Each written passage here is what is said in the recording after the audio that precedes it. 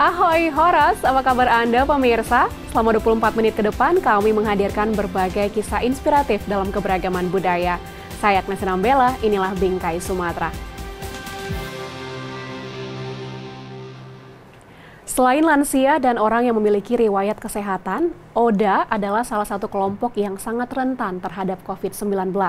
Keterbatasan dalam menjangkau layanan kesehatan selama pandemi menjadi tantangan bagi ODA. Nah, peran pendamping sebaya sangat penting dalam memberikan dukungan kepada ODA di masa pandemi ini.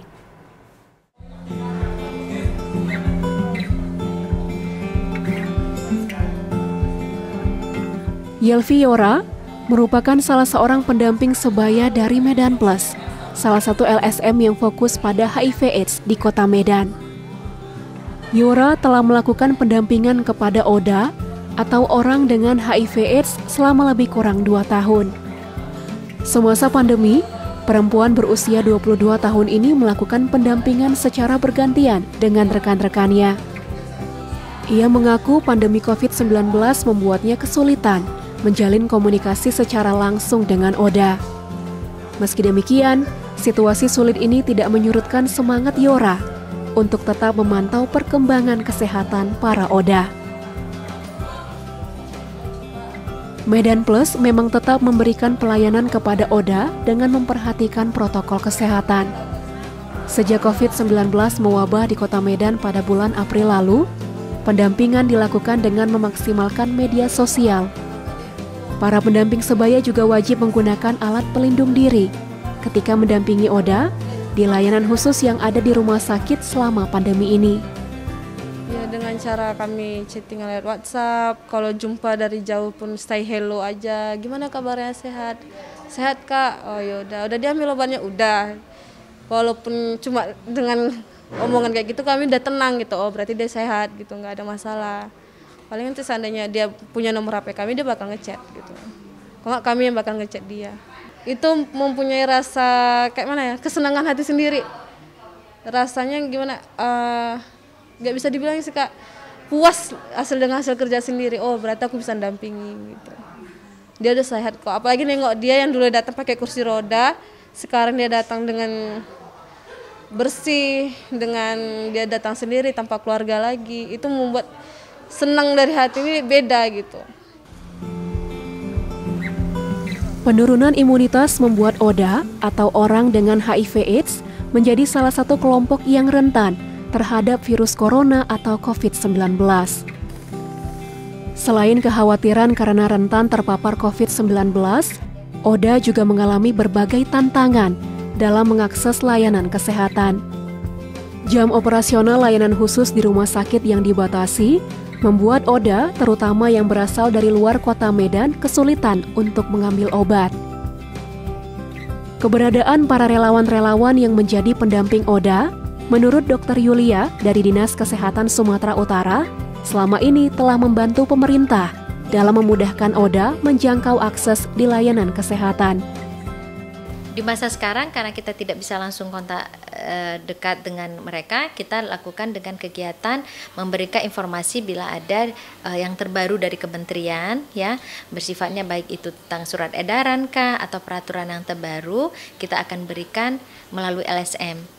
Nanti LSM akan menyampaikan di kelompok mereka, karena LSM punya wadah di mana mereka punya tempat edukasi sebagai tempat di mana teman-teman ODA, mereka cuma ada tempat, kita banyak tahu LSM sekarang ya.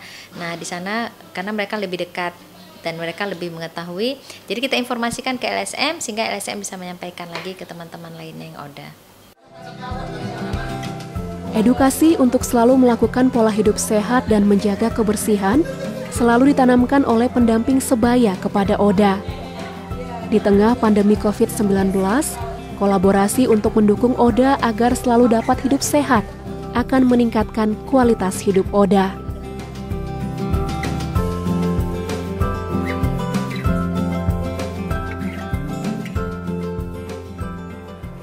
Untuk membantu meringankan beban masyarakat yang terdampak pandemi COVID-19, sebuah kelurahan di Kota Medan rutin menggelar kegiatan Jumat Berkah, seperti memberikan makan siang gratis untuk para pencari nafkah di jalanan, hingga memberikan layanan pangkas gratis untuk warga yang tinggal di Kelurahan Padang Bulan Selayang, Kecamatan Medan Selayang, Kota Medan. Kita lihat aksi kelurahan ini.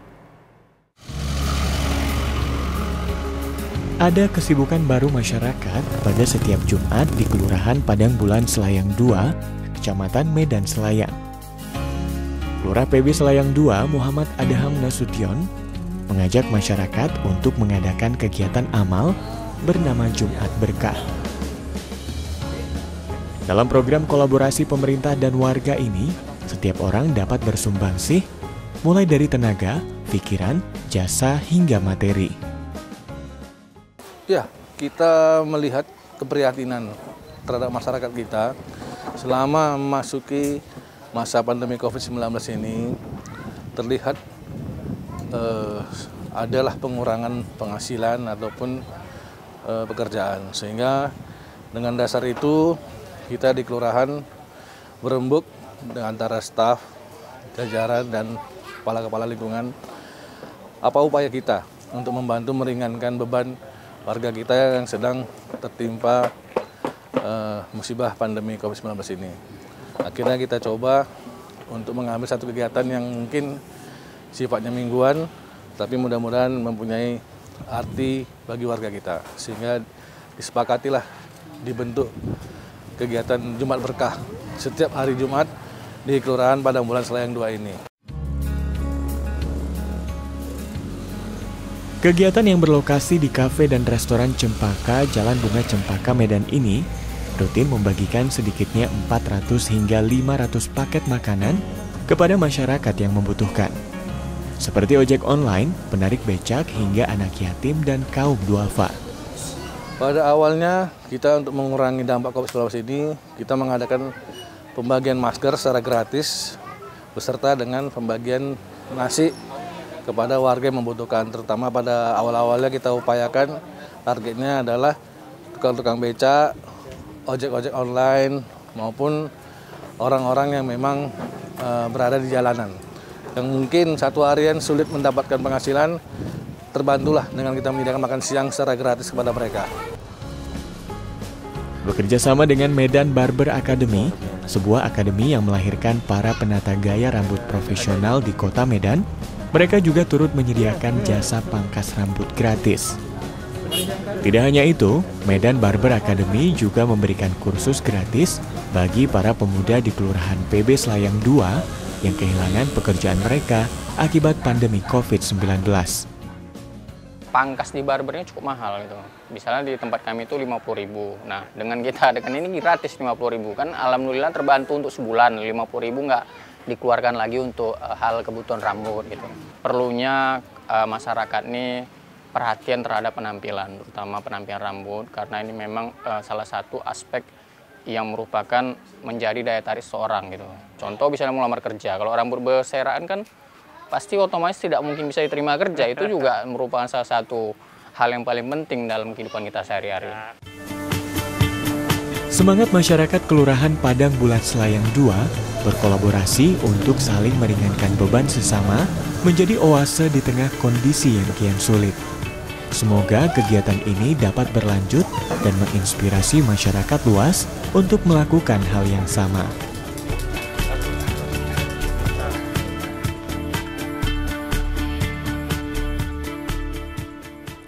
Sebuah sekolah di Medan konsisten selama lebih dari 30 tahun membangun pendidikan secara adil untuk semua suku bangsa. Yayasan Sultan Iskandar Muda Medan hadir dengan konsep pendidikan multikultural.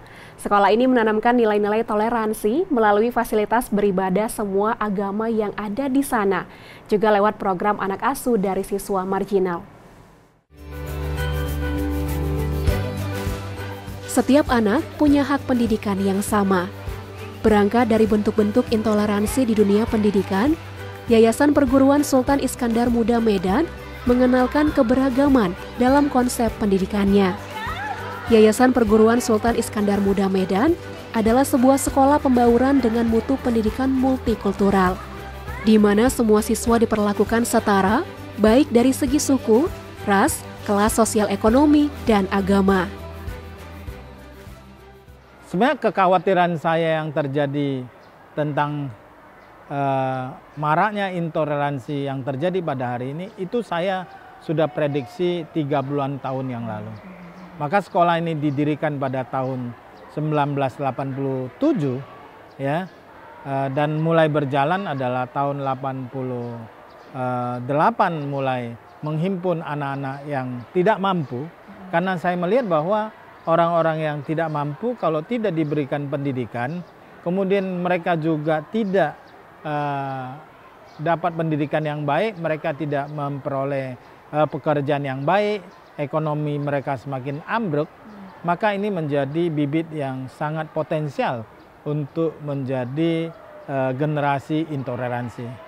Dan 30-an tahun yang lalu saya sudah melihat hal ini. Nah, karena itu pada waktu itu saya mendirikan sekolah ini untuk menjawab persoalan yang mungkin muncul pada waktu itu. Sekolah ini lahir dari filosofi pohon bisbul yang memberi manfaat pada semua makhluk tanpa memilih. Pohon bisbul adalah tanaman berumah dua atau diesis yang bunga jantan dan betinanya tidak berada di satu pohon. Maka pohon ini akan berbuah ketika ditanam menyatu. Begitu pula dengan keberagaman.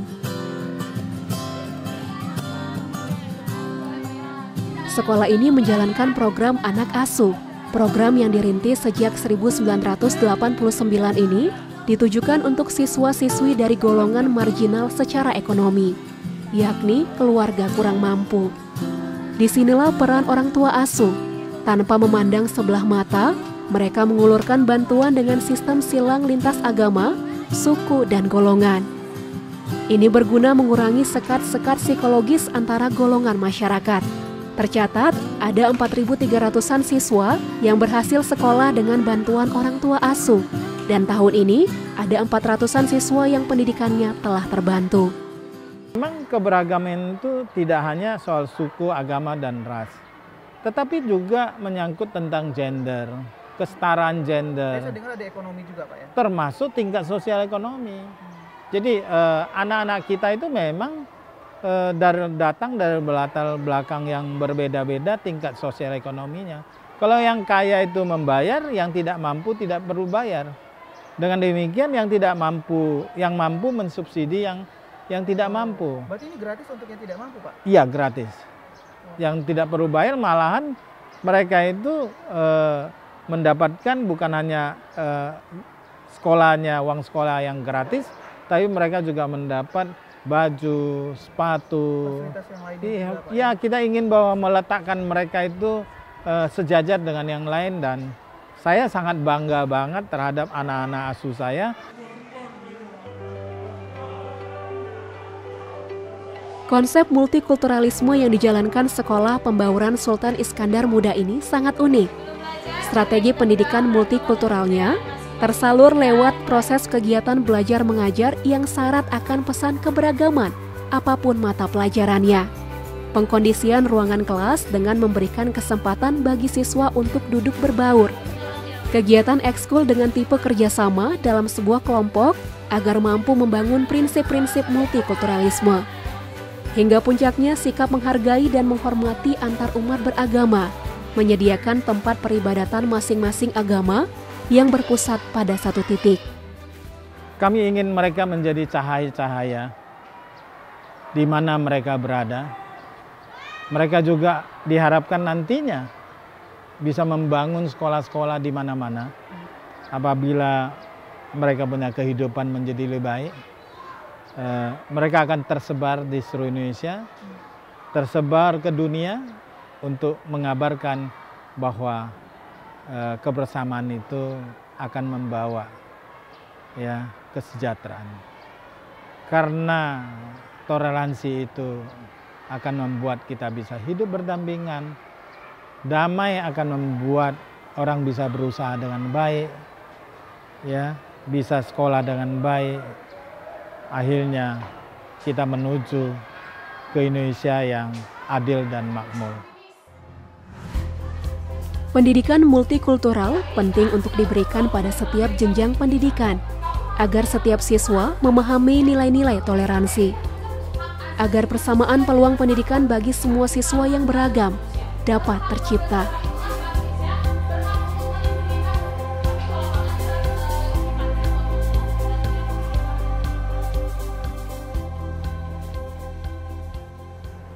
Kegiatan saling dukung di tengah pandemi COVID-19 terus tumbuh di berbagai tempat.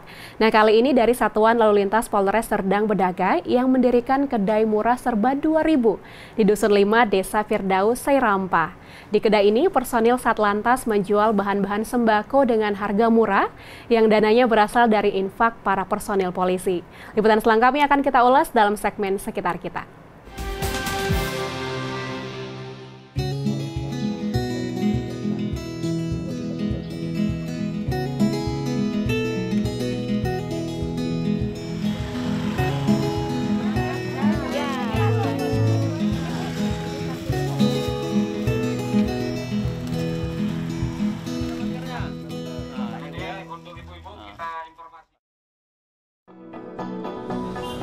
Berbagai upaya pencegahan untuk memutus mata rantai penyebaran COVID-19 terus dilakukan. Begitu juga dengan penanganan dampak dari pandemi COVID-19 ini yang telah mengganggu sejumlah aspek, di antaranya perekonomian, pendidikan, juga kesehatan. Aspek perekonomian merupakan yang paling terdampak, terutama bagi masyarakat kurang mampu.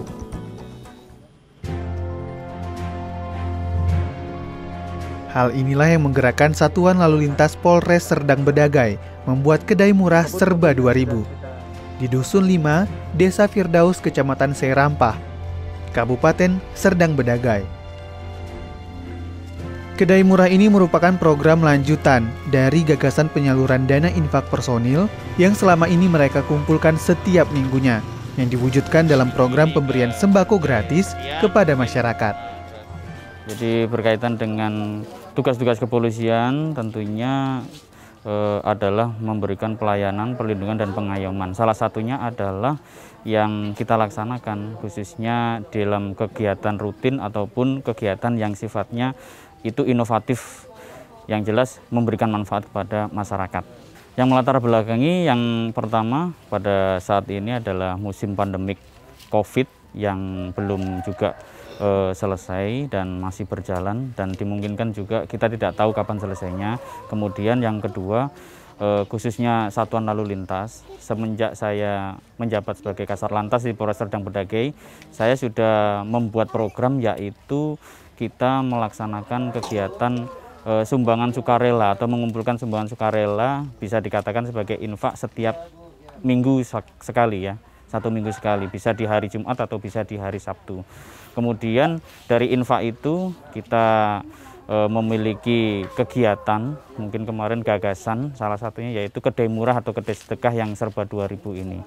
Item-itemnya tentunya kita sesuaikan dengan sembako, seperti sembako yang dibutuhkan oleh masyarakat dengan sasaran atau prioritas masyarakat yang terdampak COVID, pandemi COVID, dan kurang mampu.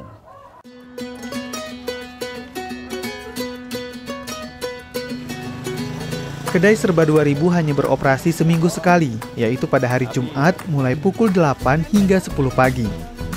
Di sini, pihak personil yang juga dibantu oleh ibu-ibu Bayangkari Satlantas Polres Serdang Bedagai menjual bahan sembako seperti beras, gula, sayur-sayuran, dan lainnya. Dengan kualitas yang sama dijual di pasaran. Harga sembako yang dijual pun relatif murah dan terjangkau, berkisar Rp2.000 per bungkusnya dalam setiap item sembako. Tidak hanya itu, Satlantas Polres Serdang Bedagai juga berkeliling menjual sembako menggunakan sepeda motor Dinas Satuan Lalu Lintas. Dengan dikendarai oleh personil Satlantas, motor sembako keliling ini rutin berpatroli, menjangkau ke lokasi-lokasi di pelosok dan pedalaman di suatu dusun ataupun desa. Rencana kita akan kembangkan, salah satunya adalah seperti yang kita lihat ini, kita akan perbanyak armada-armada gerobak yang tujuannya juga sama, mendistribusikan barang-barang jualan kita, khususnya sembako dan sebagainya, untuk bisa juga masuk ke daerah-daerah yang lebih luas lagi. Karena saat ini armada kita baru 1 dan kita berencana memang akan menambah bisa 3 ataupun lebih, dan mudah-mudahan juga kita mampu untuk melaksanakannya sehingga ini benar-benar bermanfaat dan tepat sasaran seperti yang tadi saya sampaikan dengan prioritas masyarakat terdampak pandemi corona ini. Sejak didirikannya kedai murah ini pada Oktober 2020 memberikan banyak manfaat dan kemudahan bagi masyarakat, khususnya masyarakat prasejahtera. Salah satunya Nur Hayati, seorang ibu rumah tangga asal desa Firdaus ini, merasa sangat senang dan terbantu sejak adanya kedai murah ini. Ia bisa berbelanja dengan membeli beberapa kebutuhan pokoknya dengan harga yang sangat murah. Dengan adanya pasar serba 2000 ini, kami sangat terbantu sekali. Dengan membeli sembako seharga 2000, kita dengan uang 10.000 rupiah, kita bisa membeli beberapa macam sembako. Contohnya, kita bisa membeli gula, bisa membeli cabai, bawang, dan lain-lainnya. Jadi kami sangat bersyukur sekali lah dengan adanya pasar murah ini.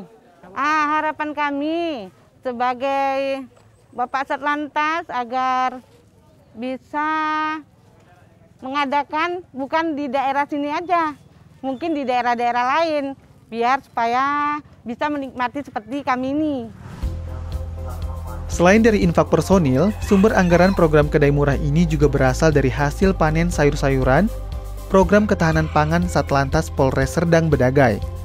Pada program ini, mereka memanfaatkan lahan-lahan yang ada di Polres dengan menanam sejumlah jenis sayuran dan buah seperti sawi, kangkung, terung, timun, bawang putih, bawang merah, dan lainnya.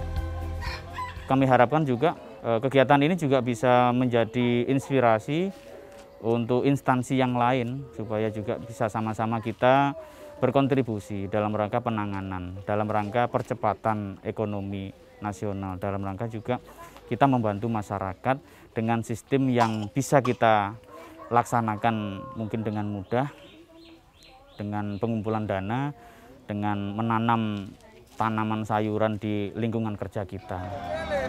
Kedai murah ini diharapkan dapat menjadi contoh satuan kepolisian lainnya untuk terus membantu masyarakat, serta memberikan edukasi ke masyarakat untuk kembali produktif dalam bekerja, agar kondisi perekonomian dapat pulih kembali.